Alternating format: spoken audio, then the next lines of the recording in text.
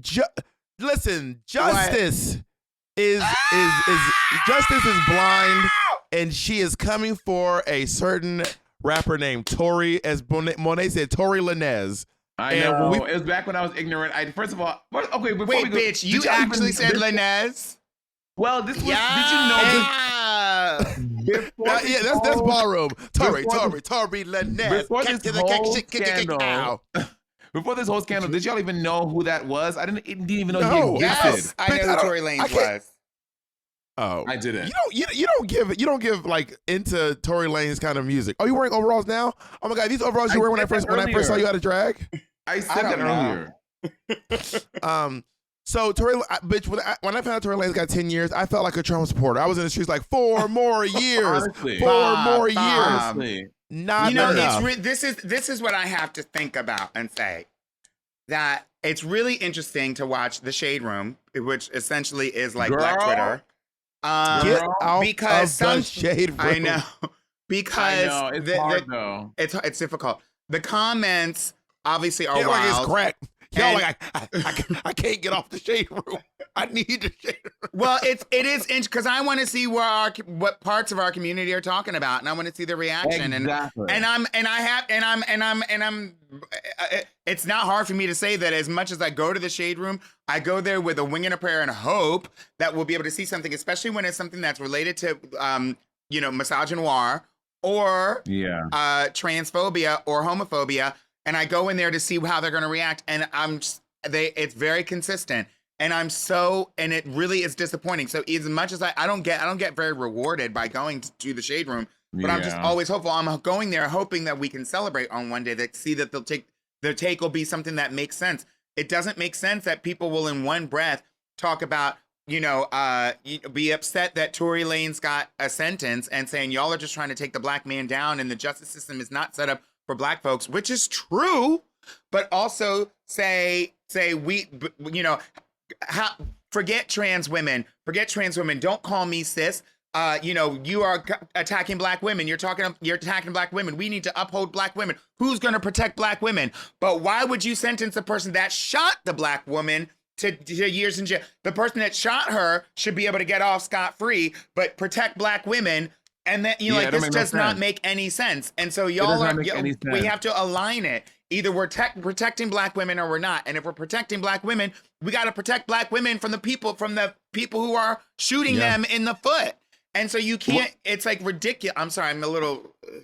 Well, the problem is that these. Well, you're a black woman. This affects you, so that makes a lot of sense. Fucking people in the Shade Room and on Hollywood, Hollywood Reporter and Bossip and all this shit. They cannot see past their homophobia and transphobia to protect us as well. Like there is something about, they just always in these comments. Like even I'm thinking about too. Did you see the whole thing with Neo this week and how he was saying girl. And then he had you saw his response. Well, he had 2 responses. Neo had a response, and then he apologized, and then he doubled down. Down again. So it's like, obviously you just said that because you saw the outrage, and you're like, oh, let me say this to clean up my shit. And then he commented again because he just couldn't have enough of himself. So I'm like, and what pisses me off every time is to see the comments in the community and in the culture, how people are always for it. They're like, yeah.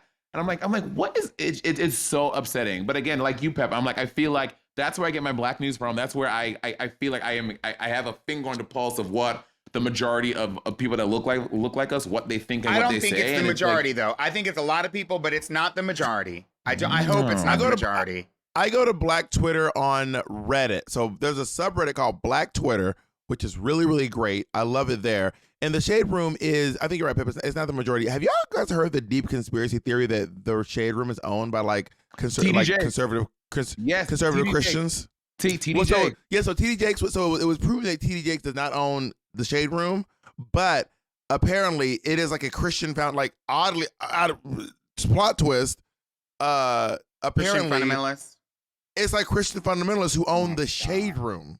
That's why. I'm not surprised because they always like blur anything like body parts. They always like cross out curse words. Like they're very conservative in how they present the information, even though the information is inherently not fucking It's trash. Sweet. It's trash. They report on trash a lot. I'm not surprised. I mean, yeah, I think the Shade Room was initially. I don't think Christian fundamentalists necessarily said, "Let's invent the Shade Room." I think that they just ended up buying it because they knew that it was, that then they could start running ads and stuff on there. It is so upsetting to me to see those two things, but I do think that justice was served. I mean, 10 years does sound. I'll be 4 honest. more years. 10 years just based on the fact that some people get less sentences for murdering someone does seem, off balance. But we know that black men, but this is the thing, black men are sentenced at longer and higher rates than their white counterparts. So a white guy who shot somebody would not get 10 years necessarily. We've seen that. And a black person who had a smaller infraction, black people get, seems like 10 years is the minimum for black men, no matter what they're doing. Whether they're shooting. Did you jaywalk? Exactly. Nigga, that's what I'm saying. Do you have a joint in jaywalk? your pocket? If they make it to 10 years. jail, if they make it to jail. But it's really interesting. This is going in. The violence and the violence, the actual violence committed by police officers towards black men. A lot of times you see these videos of unarmed black men being murdered. We've talked about these things before. The violence that we face from law enforcement, like physical violence, is a terrible problem, and it is why. And the videos that we saw over the past few years are just shining a light on something that had always existed, obviously. However, I do think it pales in comparison to the sort of systemic injustices that have been built into our country, through not only through law and the legal system, but through the healthcare system, through the housing system, through employment, all of these things. That's the systemic racism that's flowing through it all. And these injustices, including the things that we a lot of times spend our money on and spend our time on, are not owned by our community, right? And so even though it feels very much a part of our community, it's not. Just like you said, the Shade Room is probably not owned by somebody who's even black. It's probably owned by Ben Shapiro. It might as well be. And it's just wild to me and really upsetting, that it feels as though we are able to be easily manipulated in a way, Yeah. Oh, for sure.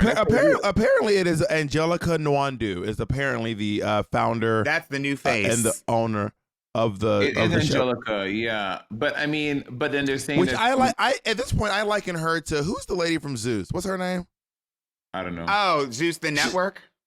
Yeah, who's the lady? Who's like the I don't lady who watch like them either shows. she runs Zeus, or she's like she's one of those ladies who's always is it, involved Jacob? in who owns y'all know Jacob is the queen of Zeus Network, honey. Is he? I can't. No, I Jacob I does only not watch watch the clips Zeus. that make their way onto social media. I can't. Jacob watches Zeus? Like No, Jacob does not watch Zeus. Zeus. I'm kidding. Oh. Jacob's- if I came home and Jacob was pull my watching like wig. Zeus, I'd be like, Jacob, what is happening? I mean, I want like you to- it. I think it'd be cool. It'd be interesting. It would certainly be interesting. Jacob, were you the one that said, no, it wasn't Jacob, maybe someone else, someone I know who was like, I used to watch all the Tyler Perry movies when I was younger. Who was it? Was it you, Jacob? No, it's not. I watched Noah's Ark. That was my. Oh, that was my baby. show. Noah's Ark. Noah's Ark, classic. I never watched Queer as Folk. I never watched L Word. I only watched 2 queer shows growing up: Will and Grace and Noah's Ark. And those are the 2 queer shows that got me through.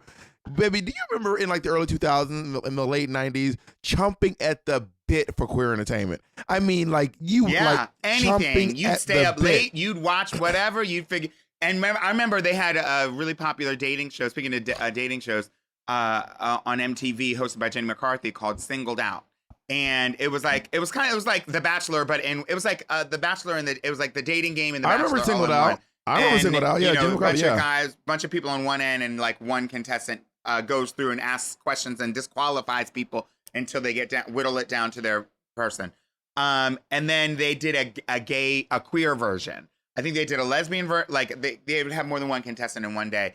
They have a lesbian, a bisexual, whatever. They had some people on there, and it was called Singled Out, and they had like the pink thing, whatever. But they did it. They aired it, and it used to come on at like 6 p.m. every night or whatever, or Friday nights, or whatever.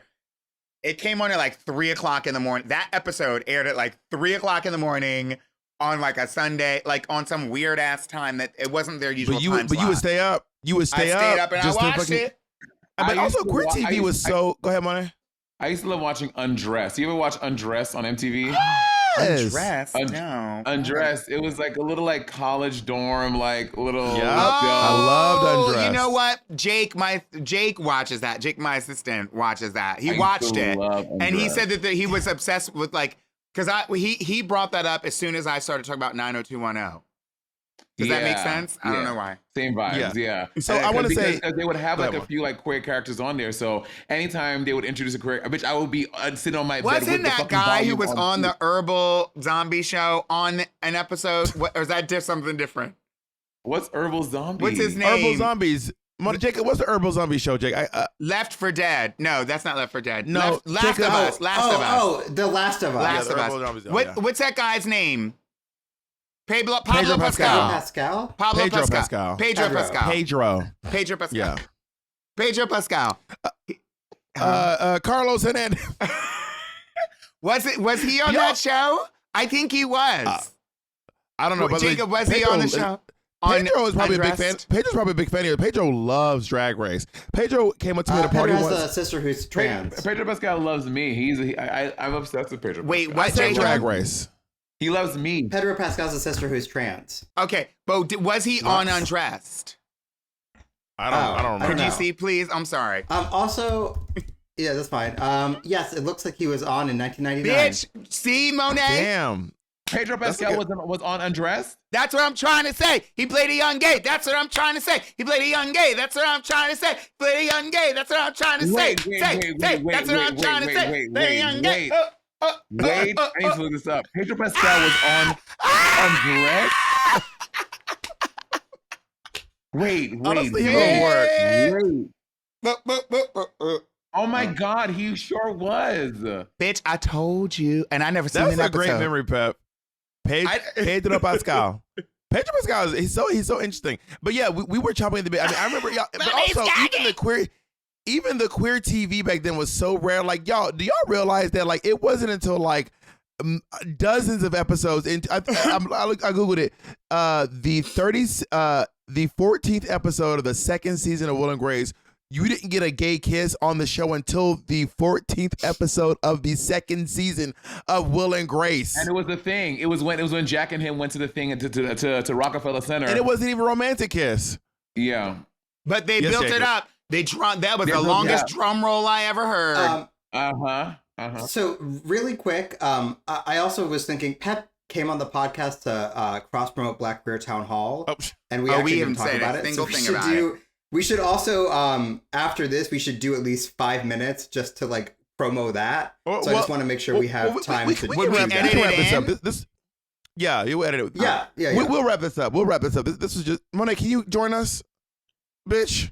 Join us. Leave your filter flower. Flower, join us. Leave your cheese to sour. Join Listen, us. Okay, go. You start doing Steven Schwartz, and you gonna get Jacob out his seat. If you start doing some Steven Schwartz, and you got Jacob ready to fucking Bob. what? Wait, what's the question? Okay, What's what about that? it? That's a light. I thought it'd be blinding you. All right, let's wrap this up. All right, thank you all so much for listening to our Patreon exclusive. Thank you so much.